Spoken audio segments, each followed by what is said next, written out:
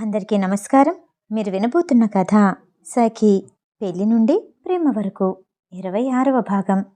Hospital నుండి తిరిగొచ్చిన ఖుషి యాదృచ్ఛికంగా తన తల్లి డైరీని చదవటం మొదలుపెట్టింది. ఆమె ధర్మేంద్ర కుటుంబానికి సంబంధించిన వ్యక్తి అని అర్థమవ్వగానే ఇంట్లో వాళ్ళకి తెలిస్తే ఖచ్చితంగా బయటికి పంపించేస్తారని భయపడింది. ధనుంజయ్ తన కుటుంబంలోని మరో ప్రాణం పోకుండా ఉండాలంటే ధర్మేంద్ర కుటుంబానికి దూరంగా ఉండాలని అనుకున్నాడు. ఇద్దరి మధ్య శత్రుత్వం అర్జున్కి కూడా తెలీదు. కానీ అశోక్ ఎత్తులకి పై ఎత్తు వెయ్యాలే కానీ అతనితో పోరాడొద్దంటూ అర్జున్ కాలేజీలో చదివే రోజుల నుండి చెప్తూనే ఉన్నాడు ధనుంజయ్. తల్లి రాసిందంతా ఒకసారి గుర్తు తెచ్చుకున్న ఖుషీకి ఏసీ రూంలో కూడా చెమటలు పట్టేశాయి. స్వేద బిందువులు నుదుటి మీద మెడవంపుల్లో కారుతున్నట్టు తనకే అర్థమైంది. పక్కనే ఉన్న బాటిల్లో మంచినీళ్లు తాగి చెమటని తుడుచుకొని అసలు తన తండ్రి పేరు మీద ఎలాంటి ఆస్తి ఉందో కాగితాలు తీసి చూసింది. వేదాంత్ స్వయంగా సంపాదించిన ఆస్తి కొడుకు చంద్రకాంత్ పేరు మీద రాసుంది. వెంటనే ఆలోచనలో పడింది ఖుషి. నా వైవాహిక జీవితం ఇప్పుడే స్థిరపడుతుంది అని సంతోషంగా ఉన్నాను. ఇంతలోనే ఇలా పిడుగులాంటి వార్త. ధర్మేంద్ర కుటుంబానికి నేను వారసురాలిని. అలాంటి కిరాతకుడితో రక్త సంబంధం ఉంది అని తెలిస్తే మావయ్య ఏమంటారు అని ఆలోచించుకుంటూ మరో కాగితాన్ని చూసింది. అందులో ఉన్న ఆస్తిని చూడగానే ఆమె కళ్ళు పెద్దవయ్యాయి. కుమార్ ఎడ్యుకేషనల్ ఇన్స్టిట్యూట్, అది తండ్రి పేరు మీదే ఉంది. ఇప్పుడు తను చదువుతున్న కాలేజ్ అదే. అంటే ఈ కాలేజ్కి ఓనర్ మా నాన్న అనుకోగానే గతంలో పెళ్లి కార్డు ఇవ్వటానికి కుమార్ ఇంటికి వెళ్ళిన విషయం గుర్తొచ్చింది. ఆ ఇంటి ఓనర్ కాలేజ్ ఓనర్ ఒక్కరే అని కుమార్ చెప్పాడు. ఇంతవరకు ఎప్పుడూ ఓనర్ని చూడలేదని, ఆ ఇంటి లాయరే వస్తూ పోతూ ఉంటాడని అన్వేష్కి మంజుకి చెప్తూ ఉండగా ఖుషి దిగులుగా కూర్చున్నా అతను చెప్పిందంతా వింది. ఒక్కో విషయం మంచు తెరలు తెరుచుకున్నట్టు అర్థమవుతూ ఉంటే ఆశ్చర్యపోయింది ఖుషి. ఒకే రోజు ఇన్ని విషయాలు తెలియటంతో ఖుషీకి గందరగోళంగా అనిపించింది. చివరి పేజీలలో ఏముందో తెలుసుకోవాలని డైరీ వైపు చూసింది ఖుషి. తల్లి రాసిన అక్షరాల వెంట ఆమె చూపులు పరిగెడుతున్నాయి. మీ నాన్నగారికి ఆస్తి మీద మమకారం లేదు. వాళ్ళ నాన్నగారు మంచాన పడ్డాక అదే విషయాన్ని ఖచ్చితంగా చెప్పారు. కానీ ఆయన మీ నాన్నగారికి ఇష్టమున్నా లేకపోయినా తండ్రిగా నా బాధ్యత తీర్చుకుంటానంటూ ఈ ఆస్తిని రాసిచ్చారు. ఇంత రహస్యంగా చేయటం ఎందుకు, అన్నయ్యకి చెప్దామని అన్నారు. అందుకు మీ తాతగారు ఒప్పుకోలేదు. నీ చేతుల్లో కాలేజ్ ఉంటే పేద విద్యార్థులకి అండగా ఉంటుంది. అదే వాడి చేతిలో పడితే ఏ పేద విద్యార్థి చదువుకోలేడు. డబ్బున్న కుటుంబంలోని పిల్లలు మాత్రమే ఇందులో చదువుతారు. అది నాకిష్టం లేదు. ఇక ఇల్లంటావా, అది నా సొంతిల్లు. నా ఇష్టంగా నా కొడుకుకి నేనిస్తున్నాను అంటూ ఆస్తిపత్రాల్ని మీ నాన్నగారి చేతిలో పెట్టారు. దాని బాధ్యత పెద్దవాడికి ఇవ్వలేను. అది నీకు మాత్రమే అందిస్తాను. ఆ కాలేజీని చాలా జాగ్రత్తగా చూసుకోవాలి. అది నా చివరి కోరిక అనేసరికి తండ్రి చెప్పిన మాటలకి తల వంచాల్సి వచ్చింది. ఊరొదిలి వెళ్ళిపోయేటప్పుడు దీనికి సంబంధించిన కాగితాల నకళ్ళని లాయర్ రవితేజకిచ్చారు. ఆయనే బాధ్యతంతా తీసుకున్నారు. చివరి పేజీలో లాయర్ అడ్రస్ ఉంది. అక్కడికి చేరుకున్నావంటే అంతా ఆయనే చూసుకుంటారు. మీ నాన్నగారి ఆశీర్వాదం నీకెప్పుడు ఉంటుంది అని రాస్తూ కింద లాయర్ రవితేజ అడ్రస్ రాసుంది. డైరీ చదవటం పూర్తి చేసేసరికి ఖుషీ కళ్ళు కన్నీళ్లతో నిండిపోయాయి. ఎంతసేపు ఏడ్చిందో తనకే తెలీదు. తండ్రి ఎలా ఉంటాడో కూడా తెలీదు. కానీ తన జీవితానికి ఎలాంటి ప్రమాదం జరగకూడదని, భవిష్యత్తు బాగుండాలని ఎన్నో చేశారు. చాలాసేపు ఏడుస్తూనే ఉంది. ఏడ్చి ఏడ్చి అలసిపోయి నిద్రలోకి జారుకుంది. ఉదయం 10 అవుతున్నా సరే ఖుషి నిద్ర లేవలేదు. మంజు ఆమె గదికి వెళ్ళి తలుపు కొట్టింది. తలుపు కొడుతున్న శబ్దంతో పాటు పిలుస్తున్న మంజు గొంతు కూడా వినపడేసరికి తుల్లిపడింది ఖుషి. తను చదివిన డైరీ, ఆస్తి పేపర్లు చెల్లా చెదురుగా కనిపించాయి.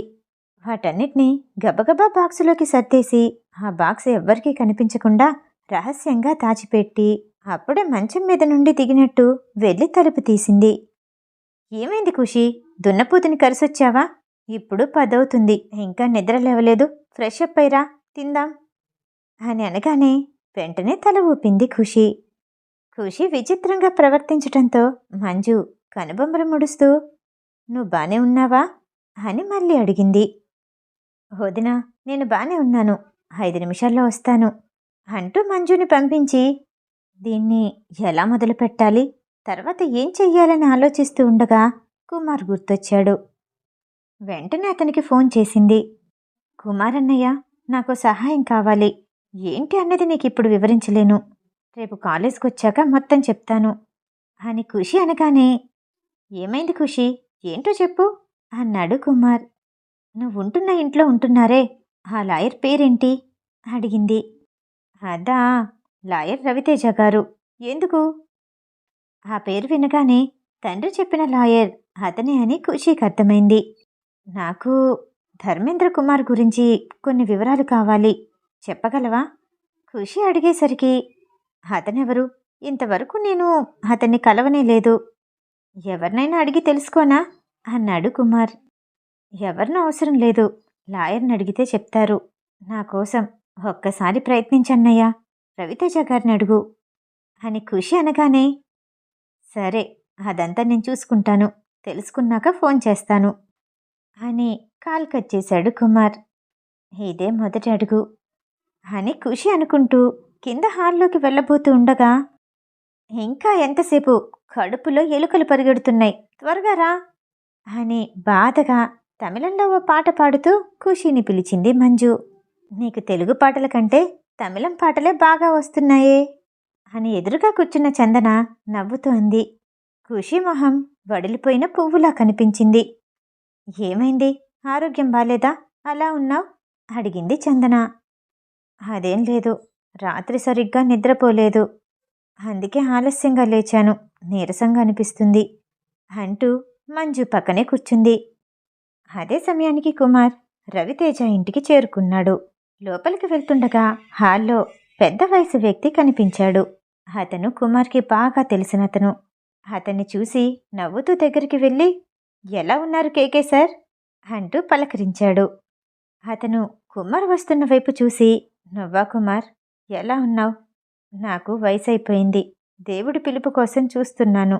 నాలాంటి వాళ్ళని ఎలా ఉన్నావని అడగటం కరెక్ట్ కాదు అని అన్నాడతను. అలా అనకండి కేకే సార్, మీరు చాలా మంచివారు, మీకు చాలా మంచి జరుగుతుంది అని మాట్లాడుతూ ఉండగా రవితేజ పూజా గది నుండి బయటకొచ్చాడు. రవితేజ సెంట్రల్ గవర్నమెంట్లో పేరుగాంచిన లాయర్. వృత్తి మీద కంటే ధర్మం మీదే నమ్మకం ఎక్కువ. ఎక్కువగా డబ్బుని ఆశించకుండా న్యాయాన్ని జరిగేలా చూడాలని, ధర్మాన్ని కాపాడాలని అనుకుంటాడు. అతను తీసుకున్న కేసులన్నీ న్యాయబద్ధమైనవే. రవితేజ హాల్లోకొచ్చి నా కోసం చాలాసేపటి నుండి ఎదురు చూస్తున్నారా అని కేకేని పలకరిస్తూ వచ్చి అతనికి ఎదురుగా కూర్చున్నాడు. మరేం పర్వాలేదు, 5 నిమిషాలయింది. అది, ఆ విషయం ఏం జరిగింది అడిగాడతను. దానికి లాయర్ రవితేజ తల ఊపి ఇంకా తెలీదు, మంచి జరిగిద్దని ఆశిద్దాం అంటూ కుమార్ వైపు చూసి కేకే గారికి కాఫీ తీసుకొస్తావా, ఫ్లాస్క్లో ఉంది అని కుమార్ని కిచెన్లోకి పంపించి ఆ ఇద్దరూ కాసేపు మాట్లాడుకున్నారు. కుమార్ కాఫీ తీసుకొచ్చాక అతని కాలేజీ విషయాలు అడుగుతూ కేకే కాఫీ పూర్తి చేసి వెళ్ళిపోయాడు. అతను పూర్తిగా వెళ్ళిపోవటం చూసి కుమార్ రవితేజ ముందు కూర్చున్నాడు. చెప్పు కుమార్, నువ్వే కాల్ చేస్తావని చూస్తున్నాను. కాలేజీలో అంతా బానే ఉందా? పరిస్థితి ఏంటి? నువ్వు నా మనిషివని ఎవరికైనా తెలిసిందా అని రవితేజ అడగటంతో నా గురించి ఎవ్వరికీ తెలీదు సార్, కానీ కాలేజీలో పెద్దగా మార్పు రాలేదు. ఆ ఇన్ఛార్జ్ కూడా అదే పని చేస్తున్నాడు అంటూ కాలేజ్ విషయాలు చెప్పి సార్, నేను ఒకరి గురించి తెలుసుకోవాలనుకుంటున్నాను. అది ధర్మేంద్ర కుమార్ గురించి చెప్తారా? రవితేజ చెప్తాడో లేడో అన్న అనుమానంతో అతని వైపు చూస్తూ అడిగాడు కుమార్. ఆ పేరు వినగానే రవితేజ షాక్ అయ్యాడు. టిఫిన్ పూర్తి చేసి గదిలోకి చేరుకున్న తర్వాత కుమార్ ఫోన్ కోసం ఎదురు చూస్తున్న ఖుషీకి అన్వేష్ కాల్ వచ్చింది. ఆతృతగా స్క్రీన్ మీద చూసి అన్వేష్ పేరు చూడగానే ఏం జరిగిందో అనుకుంటూ కంగారుగా కాల్ లిఫ్ట్ చేసింది. ఖుషీ, నువ్వు అర్జెంటుగా రాయల్ 5 స్టార్ హోటల్కి రావాలి అని అన్వేష్ అన్నాడు. అర్జున్ కొంత దూరంలో ఉన్నాడు. అతని గొంతు కోపంగా వినిపిస్తోంది. అసలు ఏమనుకుంటున్నారు? నన్ను మోసం చెయ్యాలనుకుంటే తర్వాత పర్యవసానాలు చాలా భయంకరంగా ఉంటాయి. నిజాన్ని దాచిపెడితే అబద్ధం నిజంగా మారిపోతుందా అని కోపంగా గట్టిగా అరుస్తున్నాడు అర్జున్. ఖుషీకి ఆ మాటలు వినగానే తనకి తల్లిచ్చిన బాక్స్ గురించి గుర్తొచ్చింది. నేను నా విషయం చెప్పకపోతే ఇలానే అంటారా? మోసం చేశానంటారా? నిజం దాచిపెట్టాననుకుంటారేమో. అయినా ఏం పర్వాలేదు, నాకు నిజం తెలిసిందిప్పుడే. దీని గురించైనా పూర్తిగా తెలుసుకొని ఆ తర్వాత ఓ నిర్ణయానికి వచ్చాక చెప్తాను అని తనలో తనే మాట్లాడుకుంటూ ధైర్యాన్ని తెచ్చుకుంది ఖుషి. ఖుషి, వినపడుతుందా? నువ్వు అర్జెంటుగా బయలుదేరు. ఖుషి పూర్తిగా సమాధానం చెప్పేలోపే అన్వేష్ కాలు కట్ చేశాడు. ఖుషి తన ఆలోచనలన్నీ పక్కకి పెట్టి వెంటనే హోటల్కి బయలుదేరింది. హోటల్లోకి ఎంటర్ అవటంతోనే అన్వేష్కి కాల్ చేసి ఎక్కడికి రావాలో కనుక్కుంది. అతను చెప్పినట్టుగానే 3rd ఫ్లోర్లో ఉన్న మీటింగ్ హాల్ వరకు చేరుకుంది. కానీ లోపలికి వెళ్ళటానికి ధైర్యం సరిపోలేదు. ఖుషి భయంగా మీటింగ్ హాల్ గాజు తలుపు మీద 2 సార్లు చప్పుడు చేసింది. కమిన్ అన్న శబ్దం కోపంగా వినపడింది. ఆ కంఠం అర్జున్దే అని ఖుషి గుర్తుపట్టింది. ఎక్స్క్యూజ్ మీ అంటూ అమాయకంగా హాల్లోకి ఎంటర్ అయింది Khushi. Yellow colour top, white colour స్కర్ట్లో ఉంది. హెయిర్ని లూజ్గా వదిలేసింది. నుదుటి మీద చిన్ని బొట్టు.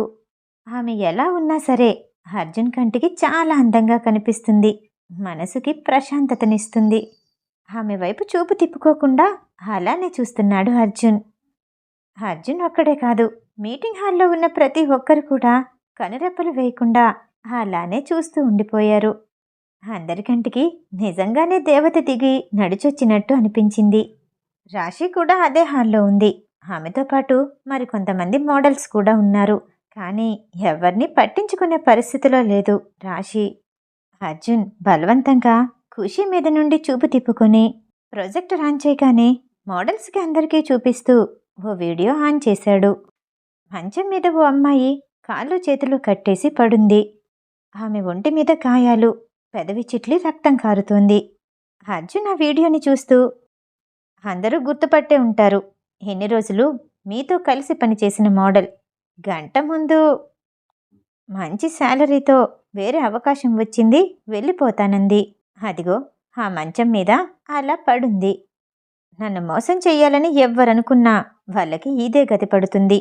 ఎవ్వరికి ఏ ప్రమాదం జరగకుండా బయటికి వెళ్ళాలంటే అర్జున్ని మోసం చెయ్యాలన్న ఆలోచన మానుకోండి. అందరినీ చూస్తూ అని ఆ వీడియోని ఆఫ్ చేశాడు. ఆ తర్వాత రాశి వైపు తిరిగి, రాశి, నువ్వు మెయిన్ మోడల్వి. చాలా జాగ్రత్తగా ప్రెజెంట్ చెయ్యాలి. లేదంటే మనం ఓడిపోవలసి వస్తుంది. నీకు ఎంతో అనుభవం ఉంది, దాన్ని ఉపయోగించు. అర్జున్ అన్నాడే కానీ రాశి నుండి ఎలాంటి సమాధానం లేదు. నిశ్శబ్దంగా ఉంది. అన్వేష్కి కూడా ఆ నిశ్శబ్దం కొత్తగా అనిపించింది. ఆమె మొహంలో అయోమయం లాంటి భావన. అదేంటో అర్థం కాలేదు. ఆమె మీద ఓ కన్నేసుంచాలి అనుకున్నాడు అన్వేష్. రాత్రి 7 గంటలకి కార్యక్రమం మొదలవుతుంది. అర్జున్ డిస్పర్స్ అనటంతో ఎవరికి వారుగా వారి గదుల్లోకి వెళ్ళిపోయారు. ఖుషి వైపు తిరిగి, కమ్ టు మై రూమ్ అని సీరియస్గా అని ఆమె సమాధానం కూడా వినకుండా గదిలోకి వెళ్ళిపోయాడు. అతని కోపమేంటో ఖుషీకి బాగా తెలుసు. వెళ్ళటానికి భయపడింది. కానీ పిలిచిన వెంటనే వెళ్ళకపోతే అర్జున్కి మరింత కోపం వస్తుంది. భయపడుతూనే అతని వెనకాలే వెళ్ళింది. గదిలోకి వెళ్ళగానే, లోపలికి రాగానే తలుపు ముయ్యాలని తెలీదా? అర్జున్ వెనక్కి తిరిగి చూడకుండానే అన్నాడు. అతను ప్యాంటుకున్న లెదర్ బెల్ట్ని తీసి చేతికి చుడుతూ, నువ్వేం చేశావో నీకు తెలుసా అని గట్టిగా అరిచాడు. ఖుషీ వెన్నులో వణుకు మొదలైంది. కానీ ధైర్యాన్ని తెచ్చుకుంటూ అతని కోపాన్ని పెంచకూడదని అతను చెప్పినట్టుగా తలుపు కడివేసి, నేనేం చేశాను అని ధైర్యంగా అడిగింది. అర్జున్ ఆమె వైపు కోపంగా తిరిగాడు. పాత అర్జున్లా కనిపించాడు. నువ్వెంత పెద్ద తప్పు చేశావో తెలుసా? ఎంత ధైర్యం ఉంటే ఇలా చేస్తావు అంటూ బెల్ట్ పట్టుకొని ఆవేశంగా ఆమె ముందుకొచ్చి 2 చేతుల్ని బెల్టుతో విడిపోకుండా కట్టేశాడు. గాయాలతో ఇంటికి వెళ్ళటం ఖాయమని ఖుషి అనుకుంది. కానీ ఇంట్లో బెడ్రూమ్లో ఎన్నోసార్లు కొట్టాడు. భరించింది. ఇలా అతనున్న చోట పిలిచి మరీ కొట్టడమే భరించలేకపోయింది. కానీ ఏమీ చేయలేని స్థితిలో అసలు నేనేం తప్పు చేశాను? చెప్తే సరిచేసుకుంటాను అంటూ అతని వైపు భయం నిండిన కళ్ళతో చూస్తూ అంది. కట్టేసిన ఆమె 2 చేతుల్ని అతని తల మీద నుండి నడుం వరకు దించి, నీకు తెలుసా నేనెంత బిజీగా ఉన్నానో? ఇలాంటి సమయంలో ఇంత అందంగా వచ్చి నా ముందు నిల్చుంటే నేనేం చెయ్యాలి? డిస్టర్బ్ అవ్వనా? నా కాన్సంట్రేషన్ దెబ్బతీయాలనే వచ్చావు. నా పని పాడు చేశావు అని అర్జున్ ఆమె వైపు ప్రేమగా చూస్తూ అనగానే తన మనసు శాంతించింది. ఆమె ఎత్తుకి తగ్గట్టు కాళ్ళు దూరం చేసి వంగి నిల్చున్నాడు అర్జున్. అతను కళ్ళు మూసుకొని ఏదో మాయలో ఉన్నట్టు ఉన్నాడు. అతన్ని గమనిస్తూ ఉండగా అప్పుడు స్పృహలోకొచ్చింది ఖుషి. భయపడిన ఆమె మనసు శాంతపడింది. ఆ భావం పూర్తిగా తెలిసేలోపే స్కర్ట్ పైన ఉన్న అర్జున్ చేతులు ఇప్పుడు లోపల ఉన్నాయి. ఆమె సున్నితత్వాన్ని అర్జున్ కళ్ళు మూసుకొని ఆస్వాదిస్తున్నాడు. ఖుషీకి అది అర్థమవ్వగానే చీ అంటూ అతని నుండి దూరంగా జరగబోయింది.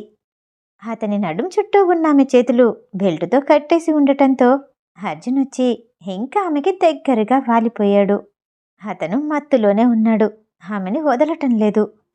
అతని తాకిడి ఉద్రితిని పెంచుతున్నాడే కాని ఖుషీ మాటలు పట్టించుకోవటమే లేదు.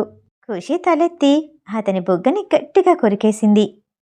నొప్పితో కెవ్వుమంటూ స్పృహలోకొచ్చాడు అర్జున్. రాక్షసి, ఇంత గట్టిగా కొరికావే అంటూ ఆమె వైపు చిరుకోపంగా చూశాడు. ఇలాంటివి చేస్తే మీ కన్నమ్మ రాక్షసే అవుతుంది. నొప్పొస్తే చెంపల్ని చేత్తో రుద్దుకుంటారు, అక్కడ కాదు అని అతని చేతులున్న వైపు కళ్ళతోనే చూపిస్తూ పెదవి బిగించి కోపంగా చూస్తూ చెప్పింది. ఈసారి నిజంగా అర్జున్కి సిగ్గేసింది. అక్కడి నుండి చేతులు తీస్తూ సారీ, మరి నేనేం చెయ్యను అని సిగ్గుపడుతూ తల పక్కకి తిప్పుకొని నవ్వేశాడు. అతని నవ్వుకి బుగ్గ మీద పడ్డ సొట్టలకి లోకాన్నే మర్చిపోయింది ఖుషి. కదలకుండా అతన్ని చూస్తున్న ఖుషిని చూసి ఆమె చేతులకి కట్టిన బెల్టుని తీసి, నిజం చెప్పు, ఇప్పుడు మనసులో ఏమనుకున్నావు? ఏదో అయ్యింది నీకు, నిజం చెప్పు అంటూ నడుం దగ్గర అటూ ఇటూ చక్కెలి గింతలు పెడుతూ అన్నాడు. ఖుషి నవ్వుతూ దూరంగా పరిగెట్టబోయింది. ఆమె నడుముని పట్టుకుని దగ్గరికి తీసుకుని, నీ కళ్ళేదో చెప్తున్నాయి, అది నీ పెదాలతో వినాలనుంది అని అర్జున్ అనగానే, అది నిజం, మీకెలా తెలుసు? ఖుషి అనటంతో అర్జున్ చాలా ఆతృతగా ఆమె చెప్పబోయేదాన్ని వినటానికి సిద్ధమయ్యాడు. అదేంటంటే, మీరు నాకంటే 10 సంవత్సరాలు పెద్దవాళ్ళు. ఇంత పెద్దవాళ్ళు ముసలోళ్ళైపోతే ఎలా? బలం సరిపోతుందా అని కళ్ళు తిప్పుతూ నవ్వుతూ అంది ఖుషి. అర్జున్ ఆమె వైపు ఆశ్చర్యపోయి చూశాడు. నిజంగా పెద్ద కిలాడివి, ఏమీ తెలియదనుకున్నాను. నా బలమేంటో చూస్తావా అంటూ ఆమె నడుం పట్టుకుని లేపి మంచం మీదకి విసిరేశాడు. వెంటనే ఆమె మీద వాలిపోయేసరికి, సారీ, ఇంకెప్పుడు అలా అనను, సరదాగా అన్నాను అంటూ అతన్ని చేతులతో నెట్టేయబోయింది. ఆమె 2 చేతుల్ని పైకని ఒక చేత్తో గట్టిగా పట్టుకొని, నువ్వల్లరి చేసినా వదిలేది లేదు, ఇప్పుడు చూడు అంటూ ఆమె నడుం దగ్గర నుండి చెయ్యి పైకి తీసుకెళ్ళబోయాడు. ప్లీజ్ వదిలేయండి, ఎవరైనా చూస్తారు, బాగోదు అని ఖుషి తటపటాయిస్తూ అంటుంటే, తలుపుకి గడి నువ్వే వేశావు, అది మళ్ళీ రాదు అర్జున్ అనగానే ఖుషి తల పక్కకి తిప్పి చూసింది. అది కాదు, కిటికీ తెరుచుంది. ఆమె కళ్ళల్లో సిగ్గు కనపడుతుంటే అర్జున్కి ముచ్చటగా అనిపించింది. మనం ఉన్నది 6th ఫ్లోర్, ఎవరు చూడరు. అంటే కెమెరాస్ ఉంటాయేమో, అందరూ చూస్తారు. ఆమె భయంతో రకరకాల కారణాలు చెప్తుంటే అర్జున్కి ఇంకా ఏడిపించాలి అనిపించింది. అందరూ ఎందుకు చూస్తారు? అదేమన్నా సినిమానా? ఎవరిది వాళ్ళే చూసుకుంటారు. ఉండని, అప్పుడప్పుడు ఆఫీస్లో బ్రేక్ దొరికినప్పుడు నేను చూస్తాను అని కన్ను కొడుతూ కొంటెగా నవ్వుతూ అనగానే, చీ, అసలు మీ మగవాళ్ళకి సిగ్గే ఉండదా? నేను వెళ్ళిపోతాను, నన్ను విడిచిపెట్టండి అంటూ కాళ్ళతో తన్నుకుంటూ పైకి జరగబోయింది ఖుషి. అర్జున్ ఆమె చేతుల్ని మరింత గట్టిగా పట్టుకోవడానికి ప్రయత్నించాడు. ఇద్దరూ చాలాసేపు కొట్టుకున్నారు. కాదు, ఆడుకున్నారు. కాసేపటికి ఆయాసపడుతూ ఆగిపోయారు. అప్పుడు అర్జున్ మొహం ఆమె ఛాతీ మీదుంది. అర్జున్ అది గమనించి ఖుషి నిశ్శబ్దంగా ఉండటంతో తల పైకెత్తి చూశాడు. ఆమె కళ్ళు మూసుకుని ఉంది. తీయగా మూలుగుతూ అతనికి దగ్గరవ్వాలని చూస్తోంది. అర్జున్ చేయి టాప్లో నుండి ఆమె ఎదభాగాన్ని తాకుతుంది. అది అర్థమైన అర్జున్ లోయలో పడిపోయినట్టు ఒకలాంటి ఊహాలోకంలోకి వెళ్ళిపోయాడు. అతని సున్నితమైన స్పర్శకి, కదలికలకి ఆమె అల్లాడిపోయింది. చిన్నగా మూలుగుతూనే, ఇది హోటల్, ఇప్పుడొద్దు అంటూ కళ్ళు తెరిచింది ఖుషి. కానీ అతనికి దూరంగా జరగటానికి ప్రయత్నించలేదు. అతని స్పర్శ ఆమెలో కొత్త ఊపిరిని తీసుకొచ్చింది. అర్జున్ చిన్నగా నవ్వుకొని ఆమె మొహానికి దగ్గరగా జరిగి, పెదాలు వద్దంటున్నాయి, కళ్ళు కావాలని ఆశపడుతున్నాయి, ఏంటి అని కొంటెగా అడిగాడు. అతని మాటలకి ఖుషీకి సిగ్గుగా అనిపించి వెంటనే తల పక్కకి తిప్పుకుంది. ఇక్కడ కెమెరా ఏమీ లేదు, నేను కూడా ఏమీ చెయ్యాలనుకోవట్లేదు. లంచ్, బ్రేక్ఫాస్ట్, డిన్నర్ అన్నీ నా గదిలో, నా మంచం మీద, నా భార్యతో. ఈ రాత్రికి నైట్ అవుట్ చేస్తాను, అప్పటి వరకు స్నాక్స్ చాలు అనగానే అర్జున్ ఏం చేస్తాడో అర్థమయ్యి తల అటూ ఇటూ ఊపింది. కదలకుండా ఆమె మొహాన్ని 2 చేతులతో పట్టుకొని పై పెదవిని చాలాసేపు చప్పరించాడు. నాకు ఊపిరాడట్లేదు, జరగండి. కాస్త సమయం ఇచ్చినప్పుడు ఊపిరిని అందుకుంటూ చెప్పింది ఖుషి. 10 సంవత్సరాలు పెద్దవాడినన్నావు కదా అని ఆమె కింది పెదవిని అందుకొని మరింతగా తినేశాడు. ఇంకా చాలు, వదలండి అని గట్టిగా అరుస్తూనే అతని నుండి పక్కకి జరిగింది ఖుషి. అర్జున్ నవ్వుకొని ఆమెని కూర్చోపెట్టి డ్రెస్ని సరిచేసి అతను పక్కనే కూర్చుని ఆమె అరచేతిని అతని చేతిలోకి తీసుకున్నాడు. అందంగా లేత గులాబీ రంగులో ఉన్న ఆమె వేళ్ళని తడుముతూ, మీ ఊర్లో భర్తనేమని పిలుస్తారు అని అడిగాడు. ఖుషి ఆలోచించి, అది బావా అని, లేకపోతే ఏమండి అని కళ్ళు గుండ్రంగా తిప్పుతూ చెప్పింది. నువ్వు చెప్పు, నా కన్నమ్మ నన్నేమని పిలుస్తుంది? అర్జున్ అడిగేసరికి ఏమీ అర్థం కానట్టు చూసింది. మీ ఊర్లోలాగా బావా అని పిలుస్తావా అని అడిగాడు. అది గదిలో పిలుస్తాను, బయట ఏమండి అని పెద్ద ఉపాయం వచ్చినట్టు టక్కున చెప్పింది ఖుషి. మరి అర్జున్ అని ఎప్పుడు పిలుస్తావు? అమ్మో, మర్యాద లేకుండానా? లేదు, అర్జున్ గారు అంటాను. అంతకు మించి ముద్దు పేరుతో పిలవదని అర్జున్కి అర్థమైపోయింది. సరే, నీకు నచ్చినట్టు పిలువు, కానీ ఈ రాత్రికి నువ్వు నాది అని ఆమె నుదుటి మీద పడిన జుట్టుని చెవు వెనక్కి సరిచేస్తూ అన్నాడు. లేదు, అత్తయ్యది. అర్జున్ అర్థం కానట్టు చూశాడు. లేదు, మావయ్యని మరో 2 రోజులు హాస్పిటల్లోనే ఉంచాలని అత్తయ్య అనుకుంటున్నారు. రాత్రికి అత్తయ్యకి తోడుగా హాస్పిటల్లో ఉంటాను అని చెప్పింది ఖుషి. ఈ రాత్రికి నాతో పాటు ప్రోగ్రాం చూస్తావని పిలిపించాను. మన మోడల్స్ అందరితో చేసే మొదటి ప్రోగ్రాం, నాతో ఉండవా? అమ్మకి తోడుగా మంజు లేకపోతే చందన ఎవరో ఒకరు వెళ్తారు. అర్జున్ చెప్తుంటే ఏదో మాయలో ఉన్నట్టు వింటూ ఉండిపోయింది ఖుషి. అతను చెప్పడం పూర్తయ్యాక, రాబోయే రోజుల్లో ఏదైనా సమస్య వస్తే నన్ను విడిచిపెట్టేస్తారా? ఇంట్లో నుండి నన్ను పంపించేస్తారా అని అమాయకంగా అడిగింది.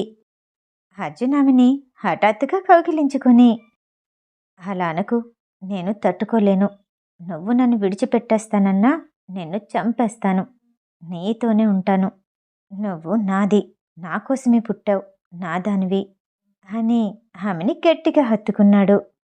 మిగతా కథ తరువాయి భాగంలో. ఈ కథ వింటం మీకు నచ్చినట్టయితే లైక్ చేసి సబ్స్క్రైబ్ చేయండి.